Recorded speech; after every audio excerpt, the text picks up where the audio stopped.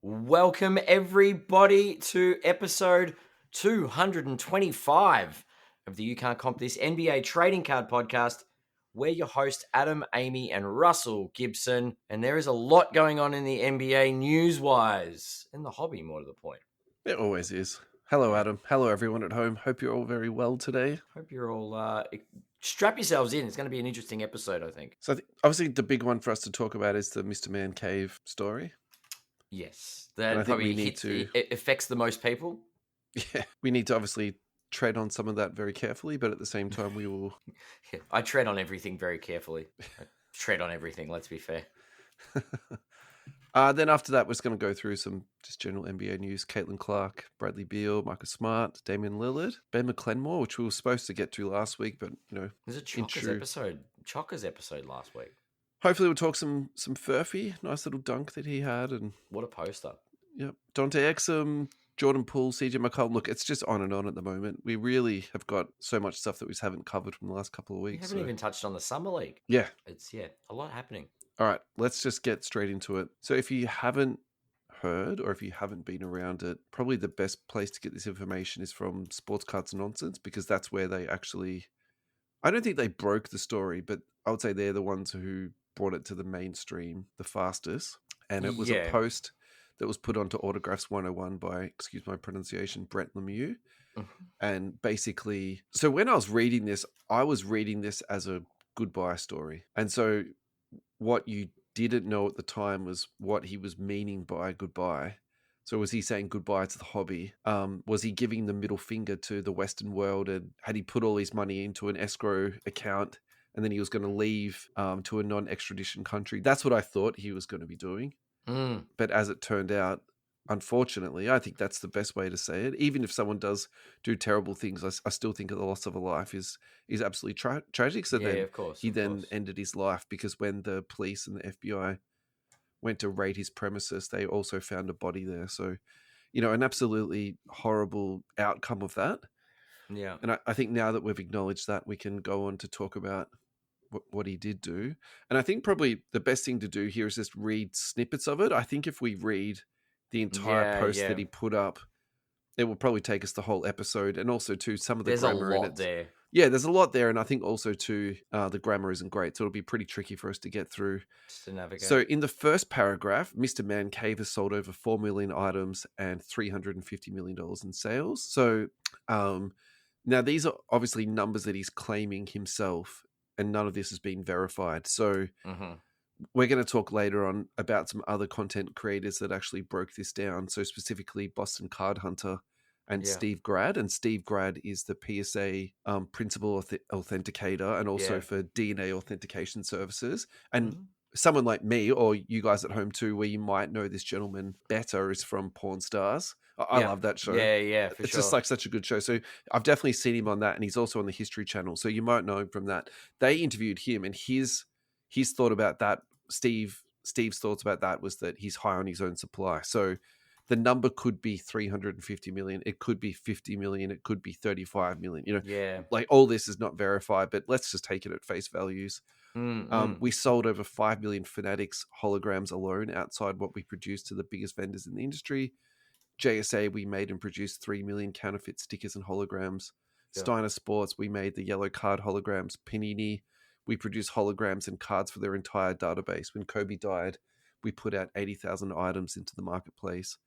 Sold over 500,000 counterfeit Panini items. So again, that's a lot. Like basically, when I was saying to you before about him giving the middle finger and then leaving the hobby, like he's literally touched on every single base within the hobby there. Yeah. So he's touched on Fanatics, he's touched on Panini. So I think now is the perfect time for us to take our first sort of time out and just break that down a little bit. What's your first thoughts on that, Ad?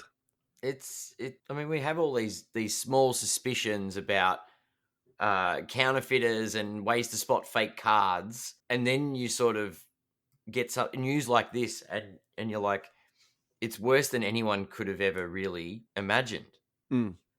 I don't think anyone's silly enough or naive enough to think that the quality of counterfeits always stay at that ridiculous Temu look. Yeah. Do you know what I mean? Like, there are some pretty good counterfeits out there, and I say pretty good. Normally, we can spot things, but this is the guy going, "You reckon you could spot it?" I don't think so. Yeah.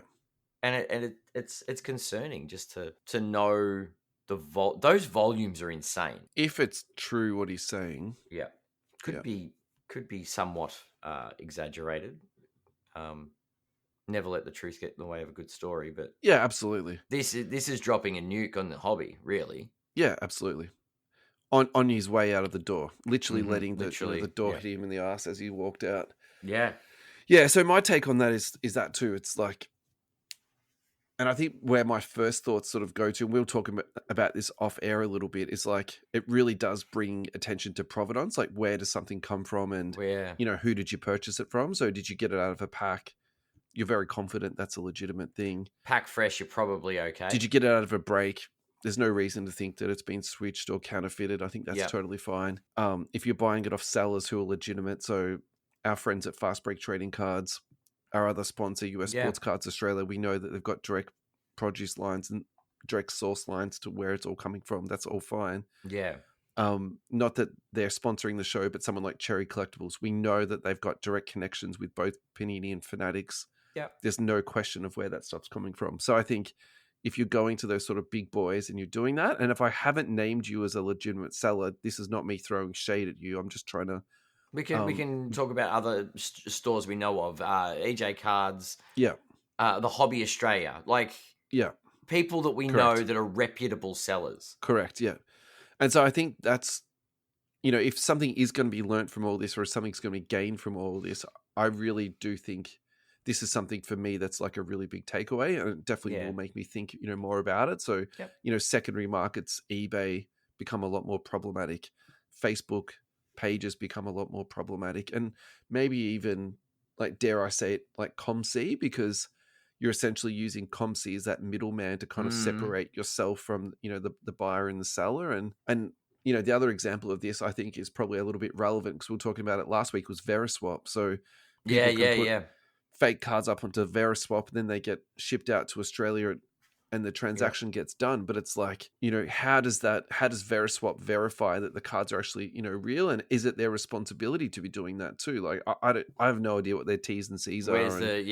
Neither am I accusing them of doing dodgy stuff, but this is the type of thing that is just like going through my head with that sort of first paragraph. I've got an alarm bell going off in my head, and that is the repack market. Yeah, I think it depends what you're repacking. So I think if you're repacking Panini cards and you're repacking Topps cards, even Upper Deck cards, I don't think that risk profile has changed from last week. I still think you have to be fair. Exactly. careful, and I think you have to, still be obviously knowing what you're buying into. But I think maybe if you're doing a memorabilia repack, and look, people at home, if you guys, think I'm being naive about this, because I think in my head, again, we'll talk about this off air, I've always sort of deemed that the aftermarket memorabilia trade is too risky for my liking, because I don't know enough about it. I don't know enough about the autographs. I don't know enough about the provenance. I've always felt that. So I've almost felt a little bit safer with cards, in that you do see the Panini hologram on the stickers, and you do see that the card's been, authentic on the back, all that type of stuff. So, but maybe I'm being too confident here, particularly when they are talking about 80,000 items went out to the marketplace. Or no, 500,000 counterfeit Panini items, he's saying there. So yeah. The second paragraph, he just goes on to name all the people that he was in cahoots with. Yep. The third paragraph, it just talks about where he all sold it from, and then it talks about Bullpen, Ultimate Sports, Athletes, Signature Dog, All American Authentics, on and on and on, and just how he started off as a small project and then kept on getting bigger. He also spoke about his addiction for that to keep going, and that he purchased legitimate items, basically studied it all down, and then he went on to create things using an autograph pen. So this part, I actually had to, Google this, a little bit more and understand it. But my understanding is it's a specific type of pen that they use when they do the autograph, and allegedly they use those pens on purpose. Not allegedly. My understanding is they use these pens on purpose because it's actually harder for people then to make remakes of them. Okay. But what he's trying to say here is that he just spent more time working out how to get around that. And then he had it automated. The whole process was automated. Everything was automated, including doing the hologram, the autograph, the sticker going onto it. So, I think this is probably the good time for us now to segue into the other part that we're talking about. So, huge shout out to Boston Card Hunter. He did a video on his page. It's a little bit hard to find, actually, because when you're watching it at first, it's just him sitting in his car, and actually Steve Grad comes onto the video. And in that video, what he's talking about there is like, well, how did they get all these stickers and where did it all come from? And so what Steve was suggesting is that like this is not a small time operation where you could produce it in America or even in your own backyard. They've obviously got some really high end manufacturing going on in China. And so they're using these Chinese sources and then bring it into America to finish it off. Yeah. But even Steve himself was like, he wasn't giving the answers of like how it could be done. He was sort of just like putting down, little like bits of nuggets. But by the sounds of it, like I think what Brett's done here is he's really just taken all these different sources of product and then put it together himself. And I think that was his like genius about it all. Yeah. Steiner came at me and then they folded. Fanatics, I bought so much they didn't know what to say to do, but you ran your mouth and what Michael Rubin thinks he's done to the industry. I set out to make as many Fanatics counterfeit stickers as I could, millions upon millions. There will be photos of this bus, I'm sure of it. If it was Fanatics, they may try to bury it all. But the Westfield police came today at 9 a.m. with semi-trucks. I hope no one tries to hide this. I want to expose it all and how big of an operation you knew was going on to grasp how big it was. I wish I could write a book about this. I mean, I wish he had written a book about it too instead of killing himself. Exactly. Like if he'd written the book, that'd be way more helpful. Yeah. I mean, I suppose the book sales aren't going to go much if he's not here anymore. This is the next part, which I think we should read word for word. I'll try my best here to fill in the grammar. I always took it as a challenge. Started slow and bad and shifted to the giant that was built. I spent sleepless nights planning what items to counterfeit next. I had every hologram we ever made extracted from every company's database and put into Excel. So with a touch of a button, I can type Mahomes and a bin shoots out with every Mahomes stick or hologram or certificate of authentication card. Every item automated and sorted. I'd spend countless hours scrolling Excel finding my next score. It was a thrill having every athlete in every sport from every authentication company at your fingertips to produce the signature flawless authenticate it with flawless bootleg holograms and then sell it for half of what a company does by the thousands. And that's the part where I feel like maybe he's like overestimating what he does, because how many people are going to buy something for 50 cents on the dollar and think it's a legit item? Like, if you're buying a Kobe autograph at the moment for $500, that would be like extreme alarm bells, wouldn't it, Dad? Right, but what if I'm not talking to the end consumer? What if I'm talking to a dealer? The dealers. Yeah, hey, sure. I can do you a good deal on 10 Kobe autos. And it gives you heaps of room to make money. 20. Yeah. Right? But you have to buy in bulk. Yeah. You're right on that. I'm wrong. I think that's where I was thinking. They're not sending direct to the end. Maybe they are sending direct to the end person, but also too, they're selling to dealers. Yeah.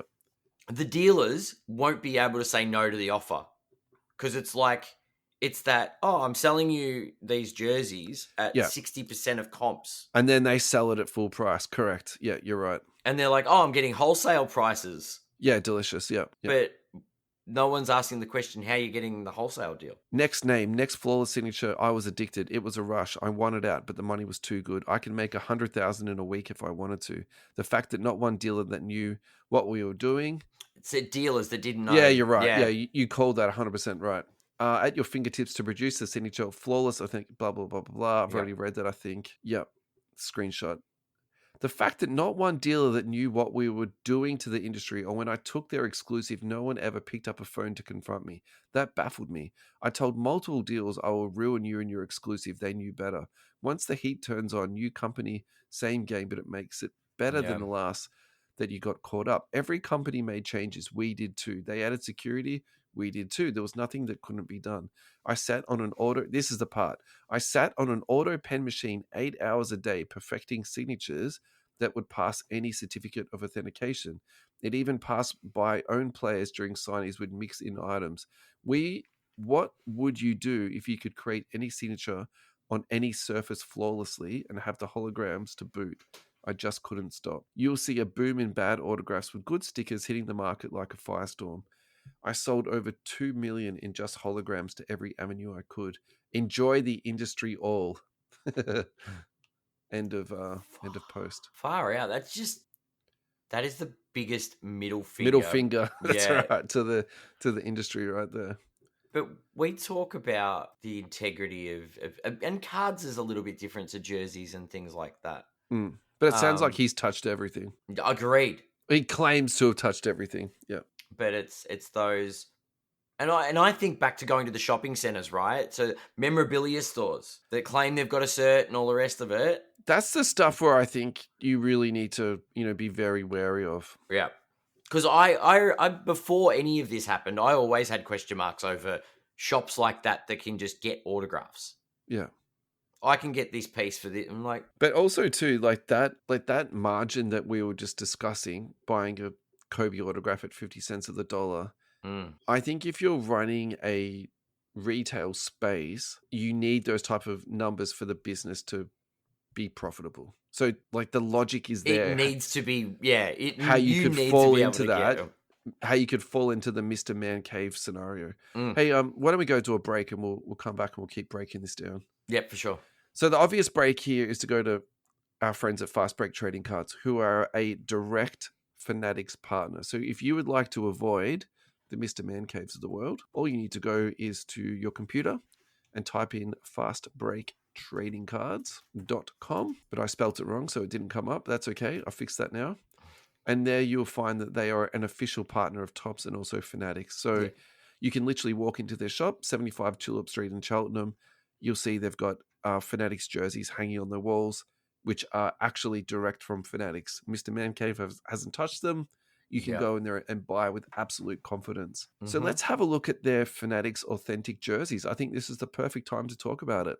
Justin Herbert, Los Angeles Chargers autograph powder blue jersey, $875. Kobe White, that's a Black Bulls jersey. I love that one there for $415. Phil Foden, Manchester City, the baby blue for $685. Marcus Rashford on special for $650.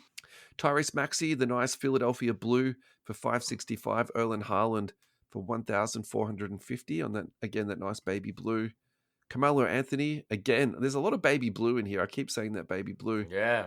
For $895. My boy Hakeem Olajuwon for $535 in that championship red. So, guys, if you would like to get some memorabilia, you want some guarantees on what you're purchasing, this is the perfect segue and advertisement for us.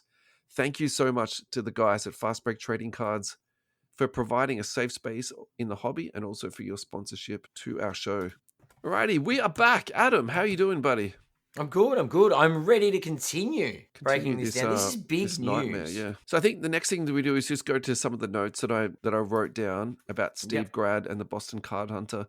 Guys, if you don't follow Boston Card Hunter on Instagram, I really strongly suggest that you do. He just makes good content. He doesn't overreact.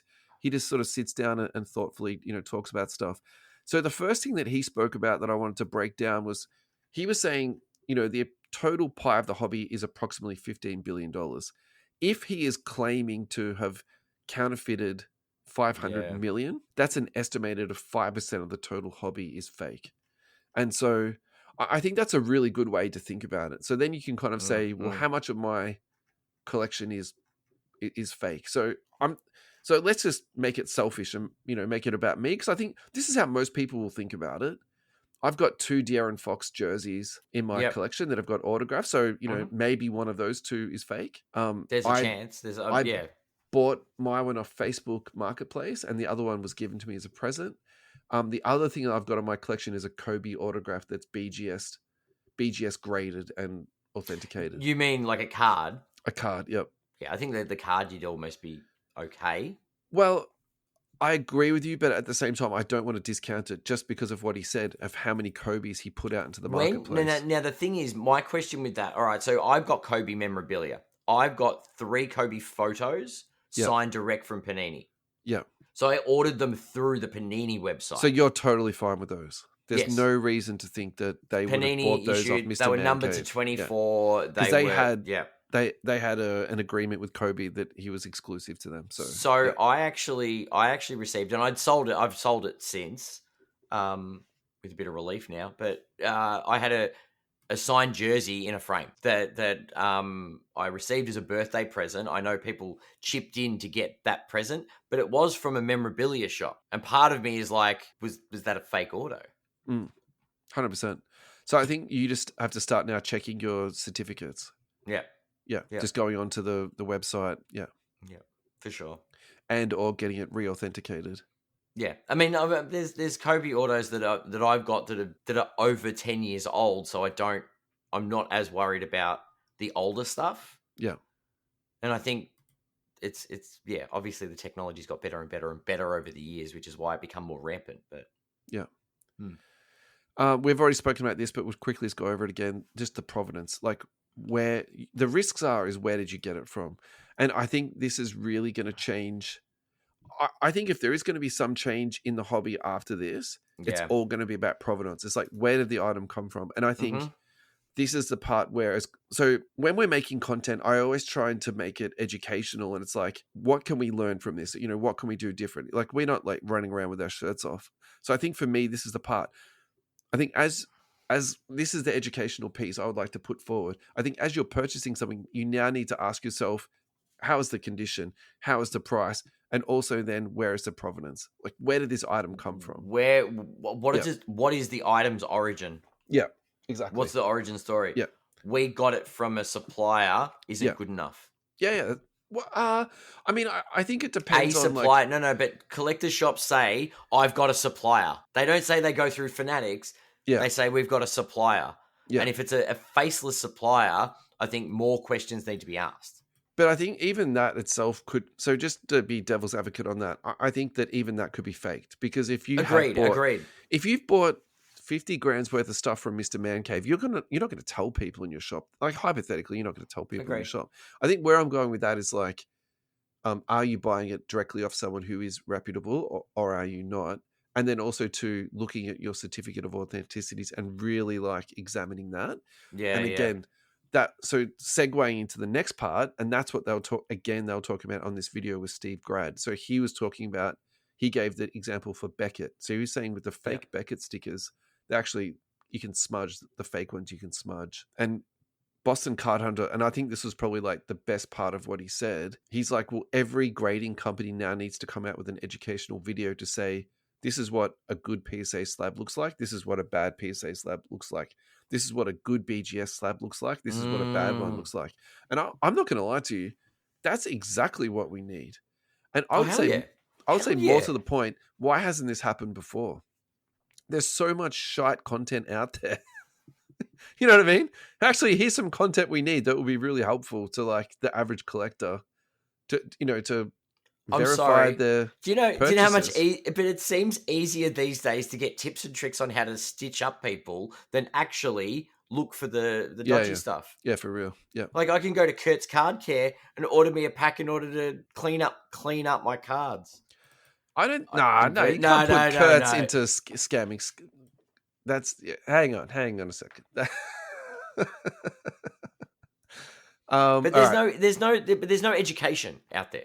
Yeah, for sure. I think that's a really good thing. And again, maybe this is something that's going to come out of this, which I think would be a really good thing. The next thing he said was, I wonder how much stuff he touched. I wonder if he is doing Jordan. Someone out there has been doing Jordan. And I think that's a really good...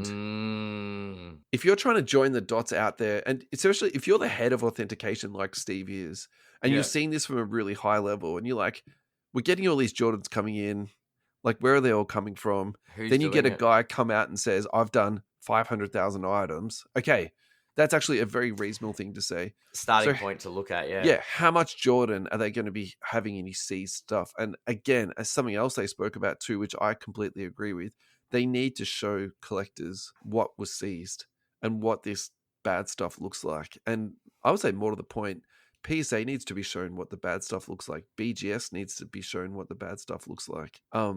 We had the guys on at the Hobby Hangout, and they were talking about all their autograph authentication stuff. All those auto companies, I think they should have almost like right of way, or first chance to look at it. I'm sure there's going to be a whole lot of avenues that need to be looked at before it goes down. I think the problem is if the information were to come to light about what is out there, it would create a lot of panic in the hobby.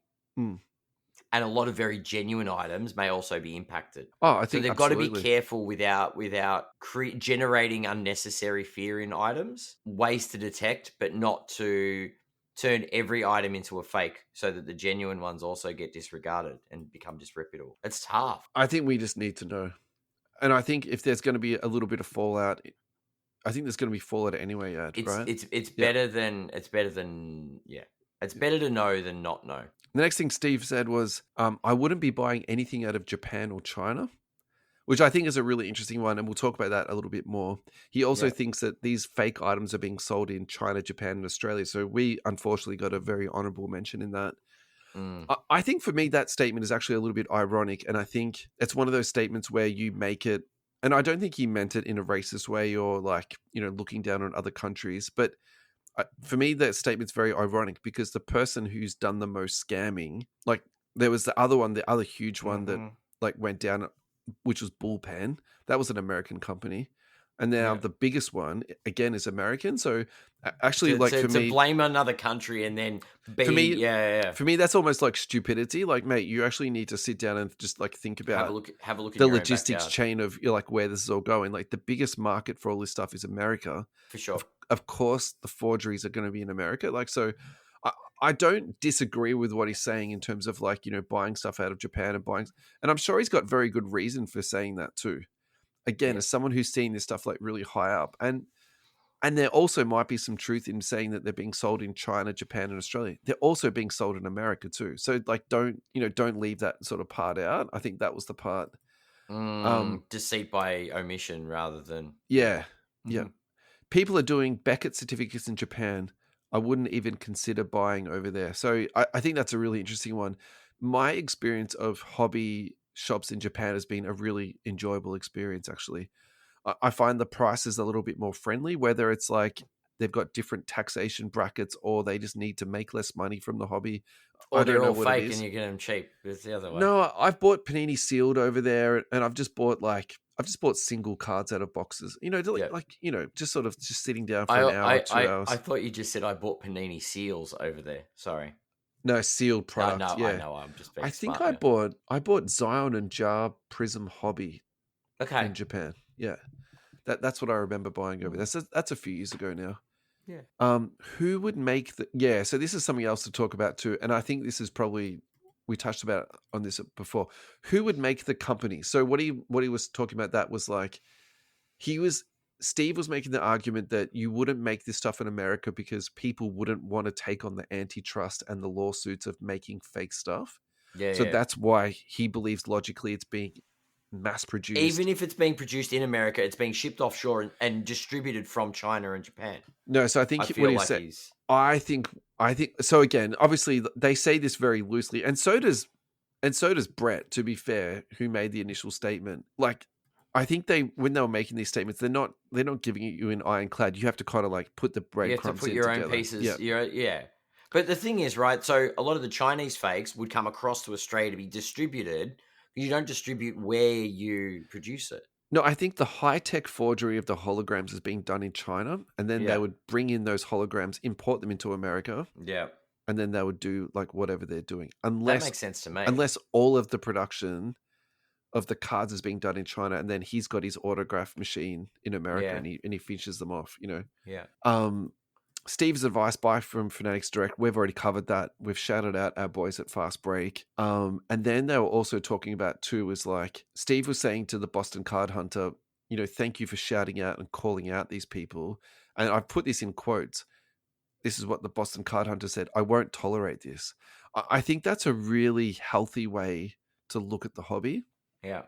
And we can't stand by complicitly and just and let this happen. And I feel like I've been thinking a lot last week about our timeless moment that we did about the fake Panini seals, because that's not really, like, you and I have discussed a lot about the type of content that we want to make, and we've never tried to do clickbaity stuff, at least intentionally.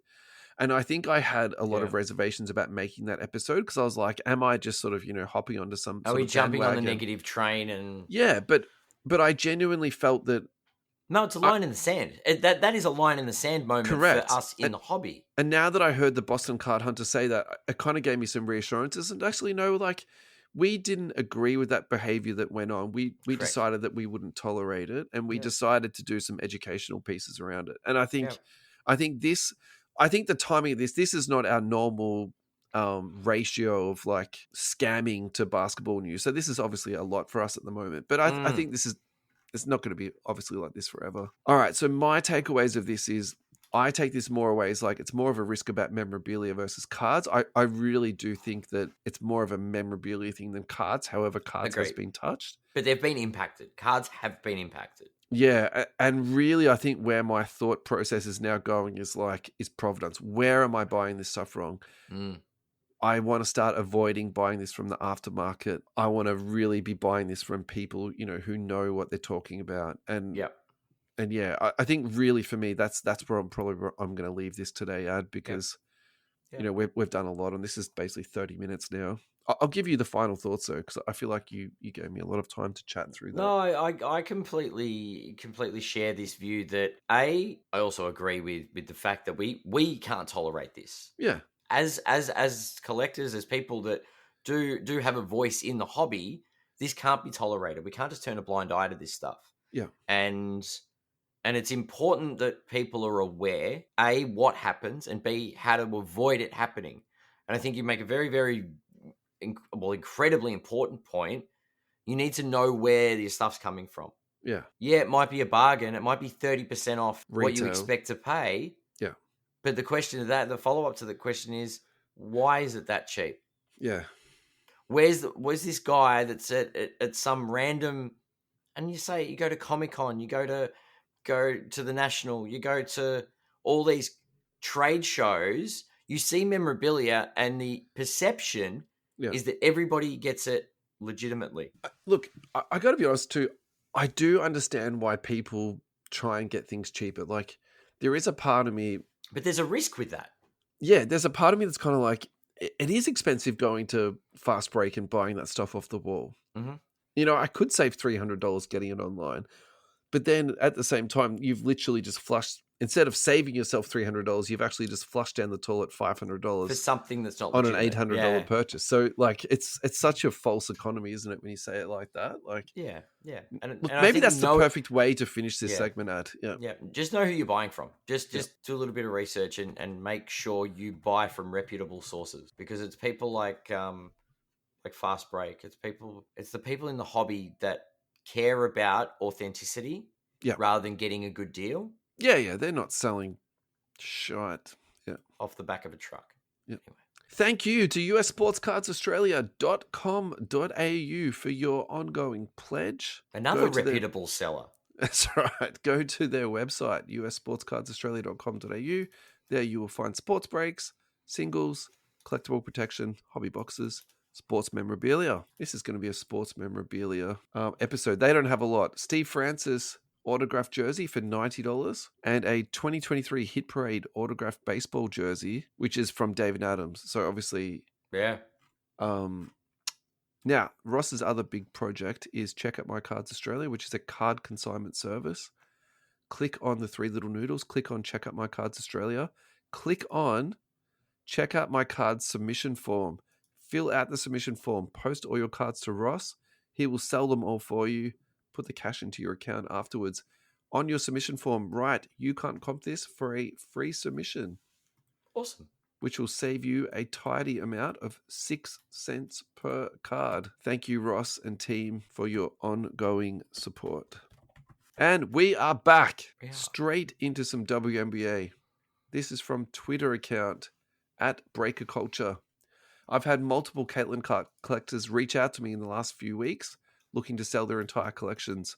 I've passed on them, too risky, but it definitely has me wondering, why are they jumping ship on Clark now? Has the Clark market peaked?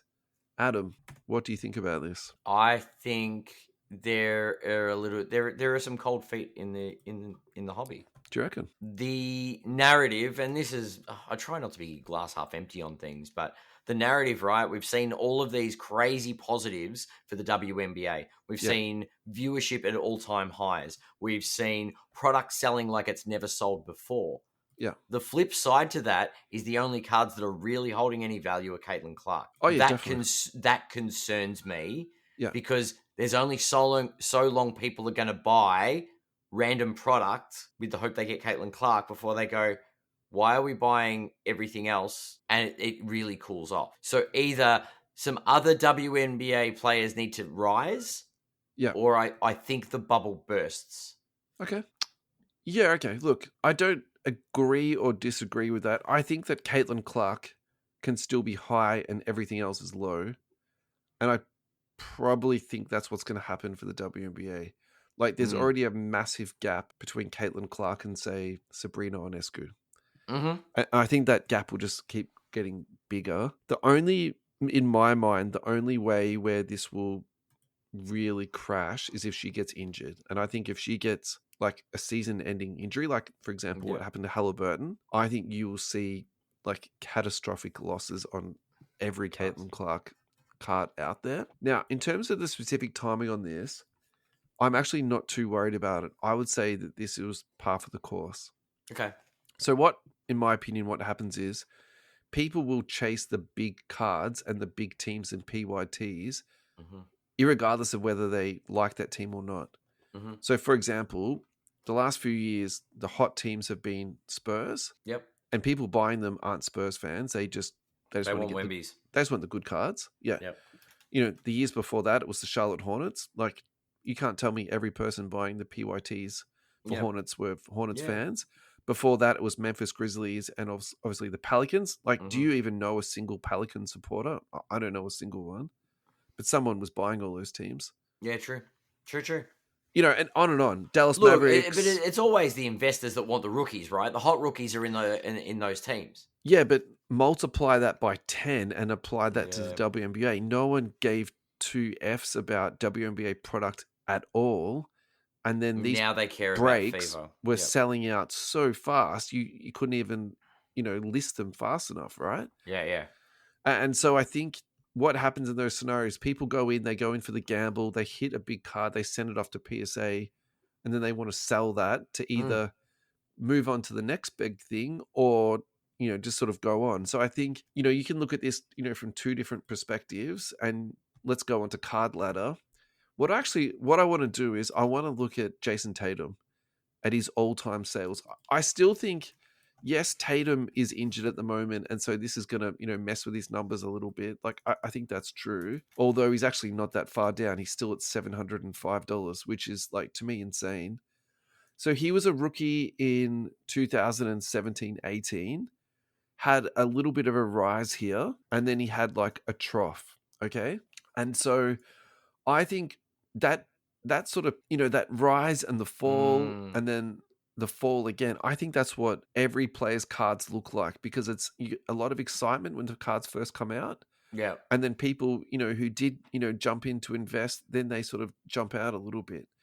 And so I think if you're applying that to all of your collecting moving forward, buying in that first 12 months is very, very risky. So sometimes buying guys just in the second year, even if they're a really good player, like Luka, Jar, Zion, all that type of stuff, it's totally fine. Yeah. It actually might be the better play to do. And so to get him in that period, yeah, when people are like unloading because they've got them now, they want to sell them, to buy something else. And so let's move back to Caitlin Clark. So at the moment, her silver PSA 10 population on this is just 49, which is really interesting to me. I would have thought that would have been much, much higher than that. It last sold for 3,100.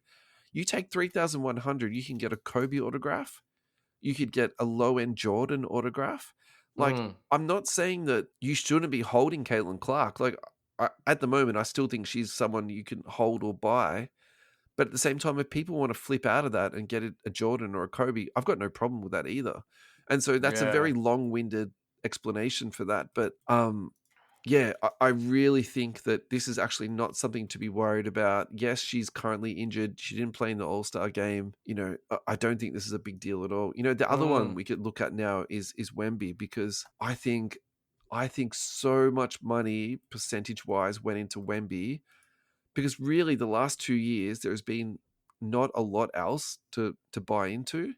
Yeah, true. So the population on Wemby at the moment is 4,633, and he's still trading at $780. Like, if you want to talk about a risky piece you want to get out of, yeah, like that's 100 times more than Caitlin Clark, more than 100. Yeah. So yeah, like if you want to talk logic around that would be my argument there. Yeah. Yeah. I if she's the only hit, it's tough to justify the purchases.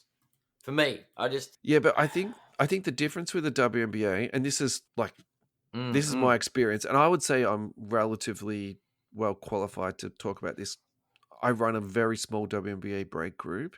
Yep. But the guys and girls, the people that go into those breaks, rarely, if ever, sell their cards. And the reason for that is because they actually love the WNBA and they love collecting it. So I think the people that go into WNBA breaks are a little bit of a different beast to what you have from the traditional seller, flipper, buyer, roller that we get in NBA, and even compared to, say, Pokemon. And also too, we haven't, when I say we, the WNBA hasn't had this like Luka Doncic, Wemby, Caitlin Clark before. So it's actually a little bit of a unique situation where it was actually an oasis for you to go into cheap breaks and get something, half decent back. Right? So yeah, it's real different. Moving on. Actually, can we go to a break? Because we're already up to 46 minutes. It's going to be a really quick break, and we'll come back and we'll just do NBA talk. All right, let's do it. Yeah. And we are back. This is our last segment of today. Adam, have you had a drink? I have. This is our beverage time. I tell you what, there's been a lot of not NBA talk, but just it's all been about memorabilia today. So it'd be nice to get back to some NBA talk. It's taken 46 minutes to get to NBA talk. It's not our normal, is it? Look, yeah. I think prioritizing Caitlin Clark was nice, given it's the All-Star weekend for the WNBA. I actually thought that was my favorite. Well, the reason I put it at the top, because I was like, that's the most interesting talking point, probably. Yeah. So, yeah. Yeah. Alrighty, we've got some player movement, haven't we? Yeah, we do. Oh, there's more interesting stuff, but I just thought it was a good question. For sure. Bradley Beal is being waived by the Phoenix Suns, so an absolute We knew that was happening. It makes the Wizards deal look 50 times better now. Because if you can trade away someone and get assets back, as opposed to the Suns that gave up assets for him and now paying him to go away. Yeah, it's pretty cooked. I think That's wild. Big thing this season, this off season, is how scary that second apron is. Oh yeah, it's really smashing teams. Yeah. This is I've never seen so many players waived. Yeah. Like it's just, and this is to avoid tax. It's an insane amount of tax though. Yeah, it's not just a little bit of tax. Well, it's an insane amount of tax, but it used to be insane to waive someone's big contract. Yeah. But to the point now where it makes sense to waive someone and you don't pay tax, which is even more than that salary. Yeah. Like that's lunacy. Hey, let's actually go back in time. This is really fun now. So this is from 2023. The Suns get Bradley Beal, Jordan Goodwin, Isaiah Todd. The Wizards get, I'm just going to take a deep breath in here, Chris Paul, Landry Shamet, Bilal Coulibaly, which was the number 7 pick, which they swapped with the Pacers, a 2024 first round pick swap, 2024 second round pick, 2025 second round pick, 2026 first round pick swap, 2026 second round pick, 2027 second round pick, 2028 first round pick swap, 2028 second round pick, 2030 first round pick swap, 2030 second round pick. The Pacers get Jarace Walker, which was the number 8 pick from the Wizards, a future second round pick from the Wizards, and a future second round pick from the Suns. That is cooked. That is absolutely cooked. So if the Suns suck this year, what did the Lakers get for Luka? Yeah, give up for Luka. Anyway. Don't get me started. I know you're trying to trigger me here. That's insane, man. Like just the draft equity by itself is 10 times over what they should have paid. And then Phoenix just waived him. And then they waived him. All right, let's talk card values. Bradley Beal, PSA 10, silver rookie, population 31. It's trading at $190. Oh my God. I'll give you 3 guesses what this peak traded for in COVID. Have you seen it? No. Okay, don't look at it. Just try and guess. I couldn't make a guess that was more than $500. Higher. 1,000? Higher. Nah, you tell me because I'm 10,000. No. April the 9th, 2021, that sold for 10K. Even at $190, I'm like, I don't know if I'm dipping my toe into that. Nah, I wouldn't be dipping my toe in that. That's woeful. Marcus Smart has been waived by the Wizards, which I don't agree with. I think Marcus Smart needs to be on the Wizards to show these young kids what to do. He's unfortunately signed with your boys, the Lakers, which again, unfortunately, I think hate that's the Lakers even more. Fantastic. Silver PSA 10, Marcus Smart. Population on this is 19. The last price on this is $37. That is an A+ purchase. I'm actually going to go onto eBay immediately after the show and do some bids on some Marcus Smarts. I think that's an absolute home run. The irony of that card is that actually it was trading at 185 just in the last 6 months. Really? Yeah, very volatile card that. It's been up and down, basically from $40 all the way up to 185. So, huge A++ purchase on that at the moment. Marcus Smart. Damian Lillard. I think it's a good addition to the Lakers. I'm gonna. Oh yeah, definitely. Die on that hill. Yeah. Damian Lillard, who was waived by the Bucks. I was hoping he would go to the Lakers or the Warriors, something like that. He's actually gone back to the Blazers. He cited family connection and wanting to be close by his children. Look, you can't fault the guy for that, but at the same time, I'm trying to find the quote. The anti-ring chasing sentiment of that is just grinds my gears slightly, to be honest. I'm not going to lie to you. I just want to, I know. They gave him a no trade clause in his contract, so there's only 2 players in the league with that. Him and Bradley Beal. Yeah. Not Luka or LeBron. Oh. Bradley Beal and Lillard. There we go. LeBron's got one. No. LeBron's got a no trade clause. Not according to Shams Charania. Well. He might have hit an old deal. Yeah. Anyway, I'm trying to find Lillard's quote because I remember he's something about loyalty. I think when he left, he said there was no loyalty. That was my thing. Like, I think when he was traded to the Bucks, it was there is no loyalty in this game. Yeah. Yeah. It's only business. And then he comes back to Portland. Oh well. Sorry, not sorry. I think when you leave an organization and you say something like that, it's not the best way to leave, but I'd also say that's recoverable.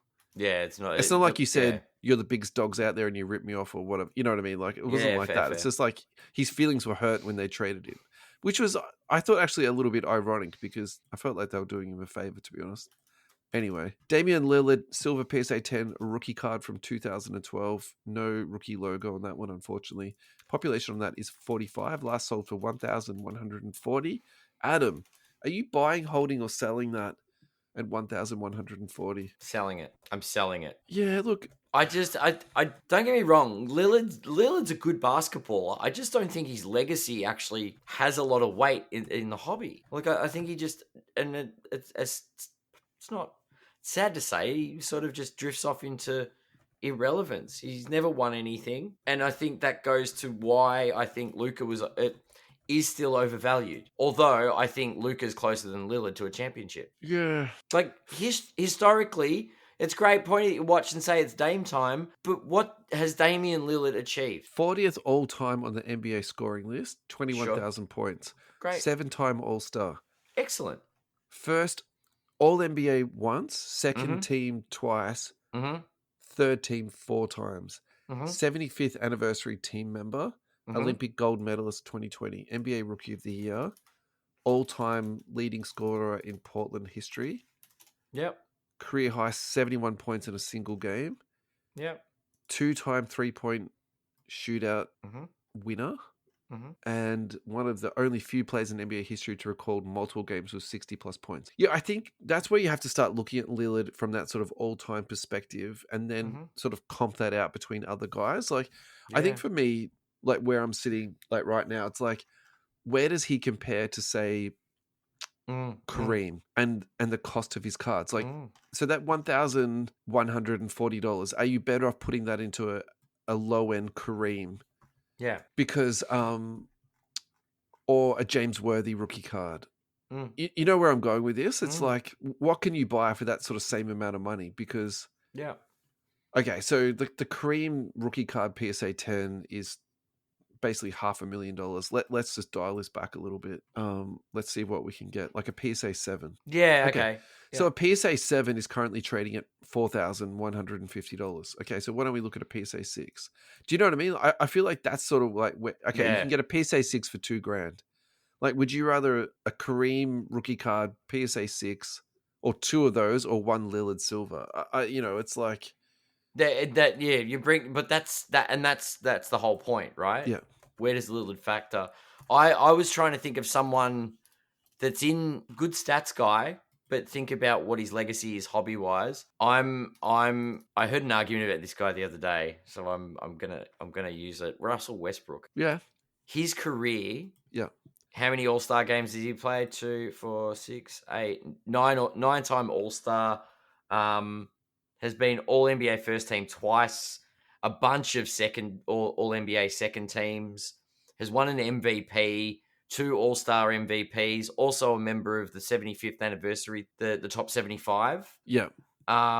Most career triple doubles in history, all of these cool stat achievements, but he doesn't have an NBA championship. He's got an MVP over Lillard, but where does Russell Westbrook sit? Do you know what I mean? In the hobby, I think he's got a very tainted view. I think the story of Russell Westbrook needs to be contextualized a bit better, because that man's a team first guy every day of the week. Look, I think this is actually a segment we could do. We could look at the values of the 75 anniversary team. Yeah. Yeah. And then actually go, okay, this guy's over, this guy's under. So, for example, the other name that was just going through my head then was James Worthy. Okay, yeah. So, a 1986 base Fleer PSA 10 is selling for $3,100. So, I think, like, where I'm sort of going with this, it's like the further you sort of zoom out, the more this sort of stuff makes sense. So, it makes sense that the $1,000 in the Lillard makes sense when you say it like that. Yeah. I think you're better off having the Worthy than the Lillard. And I think you're better off having the 6th Kareem than the Lillard. But do you know what I mean? It's like, it's all kind of ballpark into that space. So, Yeah. All right, we got time, I reckon, for 2 or 3 more. We'll do this one really quickly. Ben McLemore has been sentenced to spend 8 years in prison for rape and sexual assault. I don't know how many Ben McLemore collectors are out there, but that's wow. You're out the league. You're cooked, buddy. Sorry to hear that. Johnny Furphy threw down an absolute monster poster this week. If they don't turn that into an anime dunk, like that, using that from Lameme James, the young man that he dunked on, unfortunately, had his eyes in a very particular pose. He looked like he was having a seizure when he got dunked on. Yeah, look, that was like really unfortunate for him, to be honest. I think this is where Panini Instant needs to come in and be like, right, let's get that card out. Let's get Johnny Furphy to on-card autograph this. Even if we had the other guy who got dunked on, that would be a fun card. Yeah, for sure. Like, I really think this is the stuff that we need to like get done. And I actually think that stuff would sell really well. Agreed. Okay, I completely agree. Yeah, for sure. Even like Tyson Beck. Tell me he couldn't do like a inspired dunk picture because of that. Yeah. Posterizers. Can't believe we haven't spoken about this already. The Wizards have traded Jordan Poole to the Pelicans for CJ McCollum. Yes. So, all right. I think the perspective on this that I want to talk to you about it is like, who is the hobby winner out of this one? Because we know Jordan Poole.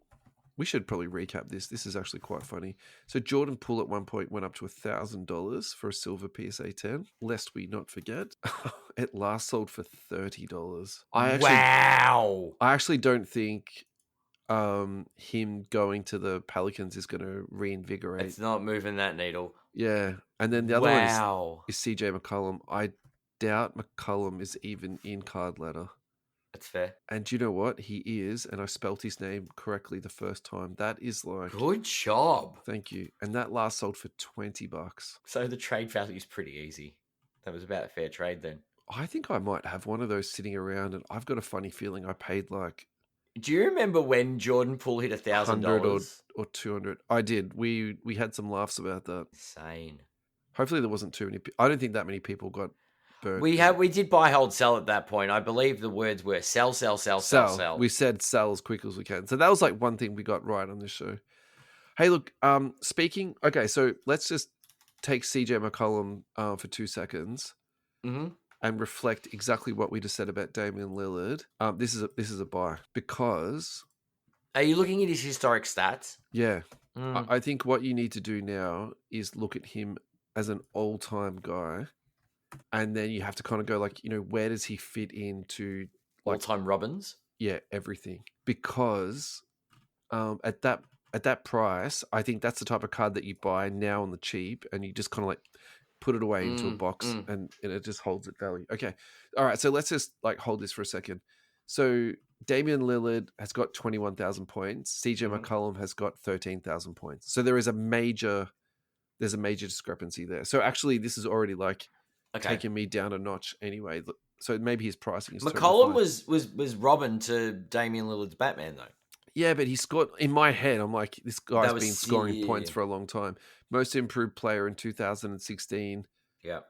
Yeah, that's it. Actually, he's done nothing. His other things is he's the president of the Basketball Players Association. Yeah. So it's like whatever. Yeah. So he's a good union rep. That's great. Good guy. Nice. Really good guy. Yep. All right. Do you know what? I don't think we've got a Jordan to finish off this week. We're going to finish off with your boy, Kobe Bryant. Kobe Bryant. This is from Alt XYZ Official on Instagram. 2014 Kobe Bryant BGS 9.5 just sold for $60,750.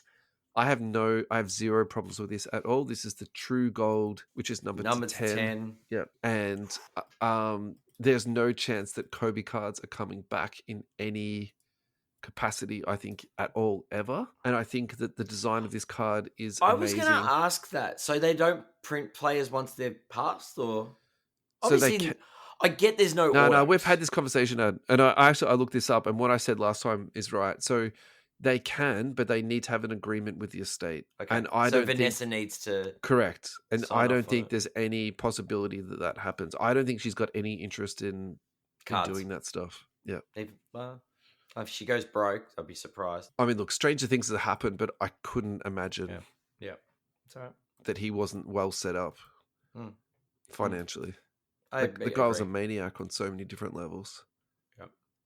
Would you buy, hold, or sell that at $60K? I would hold. Yeah.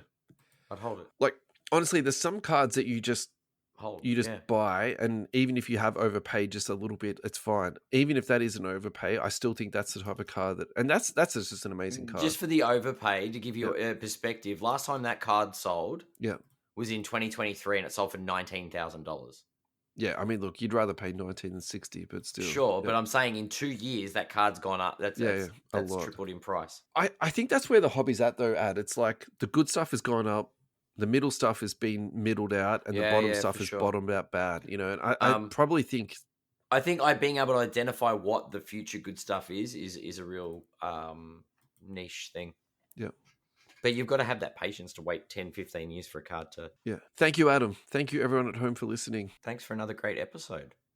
We're going to say the YouTube thing here. If you're watching on YouTube, 97% of the people who watch our content are not subscribed. Please subscribe to us. We'd love that. Helps us out a lot. Yeah. Yeah. Bye, everybody. See you next week.